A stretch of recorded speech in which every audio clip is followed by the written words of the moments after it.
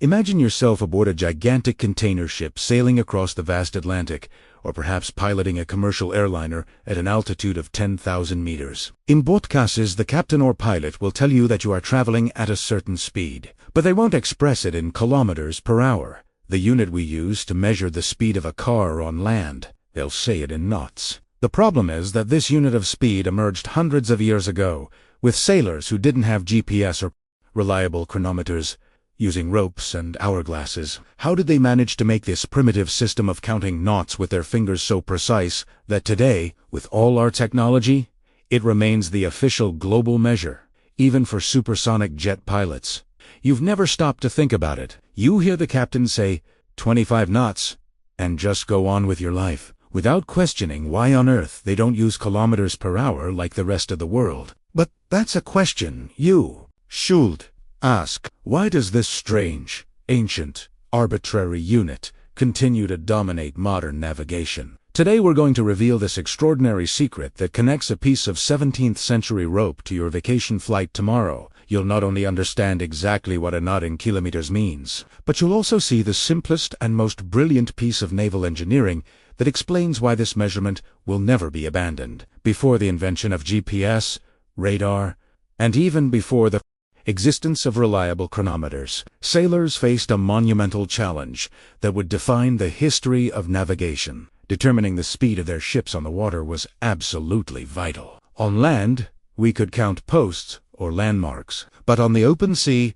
the surface was a liquid monotony, devoid of any point of orientation. Without knowing the speed, a captain was practically blind. He couldn't calculate how long it would take to reach his destination. He couldn't know if he was being carried by the current. He couldn't navigate safely through storms or fog. To chart a course to a distant destination, avoid dangers in fog, or estimate when to reach port, a captain needed to know two essential things: direction and distance traveled. Without these two pieces of information, any expedition risked being irretrievably lost in the vast ocean, disappearing never to be seen again. This need became crucial during the so-called Age of Discovery, when European ships first ventured beyond known coastlines. Spain, Portugal, England, and Holland were in a frantic race to map the world. Ships left Europe and disappeared for months in unknown waters.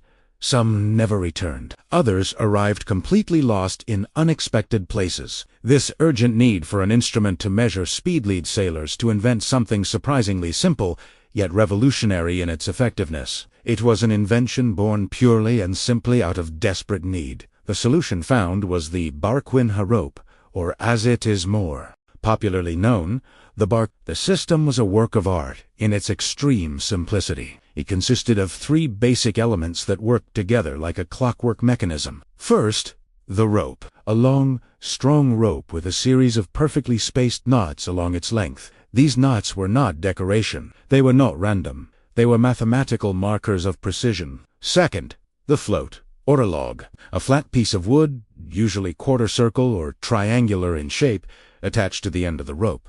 When thrown into the sea, this piece of wood acted as a brake, remaining almost motionless in the water as the ship moved away from it. The third element was the timer. Initially, it was an hourglass, which in maritime vocabulary was also called a sand clock, and which usually had a standard time of exactly 28 seconds. This time was not chosen by chance. 28 seconds was the mathematical key to everything that would come after. The procedure was as follows.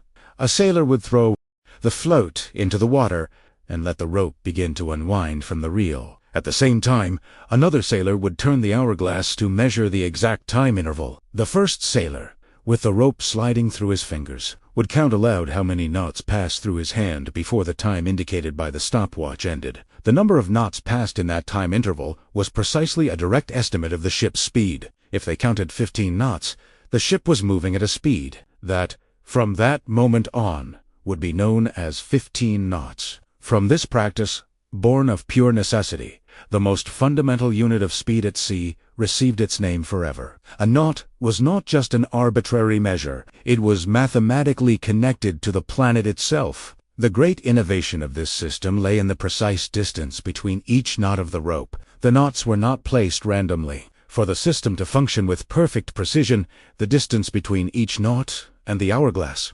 Time needed to be mathematically related to the nautical mile. A nautical mile is fundamentally different from a kilometer or a land mile. While the kilometer is a fixed measure of distance on land, arbitrary and decided by convention, the nautical mile is based on the geometry of the Earth itself. Specifically, a nautical mile is equivalent to 1 minute of arc of latitude along any meridian. This unit corresponds to approximately 1,852 meters. It is not a round number. It is not a convention. It is a measure based on the curvature of the planet. Historically, sailors defined the distance between the knots of the main rope as about 47 feet and 3 inches, approximately 14.4 meters. By combining this distance with the hourglass time, which was 28 seconds, they achieved an almost perfect ratio. Pure mathematics. That is, if 9 knots were counted in 28 seconds, it meant the ship was traveling at 9 nautical miles per hour. The entire expression, 9 nautical miles per hour, was quickly reduced to the simple 9 knots. The term caught on and became established in maritime culture for centuries. Every time a captain said knots, he was literally saying nautical miles per hour, but in abbreviated form. This method, rudimentary by today's standards, allowed navigators of the 16th and 17th centuries to estimate their speed without complex machines, batteries, or advanced calculations. All it took was the cooperation of the crew, a rope, an hourglass, and a bit of ingenuity. Although sailing ships were replaced by steamships in the 19th century and navigation methods evolved, from rope to propeller and then to radar and GPS, the knot as a unit of measurement did not disappear. It became so deeply rooted in naval tradition and science that it continued. Mechanical devices called patent odometers or propeller odometers were developed, automating the process by measuring water flow, but the end result was still expressed in knots. The main reason for its enduring use lies in the direct relationship between the knot and the nautical mile. Since 1 knot equals 1 nautical mile per hour, this unit fits perfectly into the Earth's geographic coordinate system. Imagine a navigator needing to plot a route on a map. Nautical and aeronautical charts use latitude and longitude. Since the nautical mile is based on an arc of latitude, calculating speed in knots greatly simplifies the process of plotting an entire route. If you are traveling at 20 knots, you know that in 1 hour you will have advanced 20 minutes in latitude, or the equivalent in longitude, depending on the direction. Using kilometers per hour would require constant conversions that introduced errors in long-distance navigation. And in maritime navigation, errors of small magnitude accumulate into lost kilometers over days of travel. But the knot wasn't limited to Tesea. When commercial aviation was born in the early 20th century, pilots quickly realized that air navigation was fundamentally identical to maritime navigation. You had a route, you had coordinates, you had to calculate travel time. Pilots simply adopted the system that already worked perfectly. Knots. Today, modern aviation pilots use knots, almost without exception. An aircraft's speed is almost always measured in knots, since air navigation, like maritime navigation, is based on the same grid of geographic coordinates and the concept of the nautical mile. A Boeing pilot flies in knots. A supersonic fighter pilot flies in knots. A helicopter pilot flies in knots. Crossing the Atlantic or flying between continents means calculating speed in knots to align flight operations with terrestrial coordinates.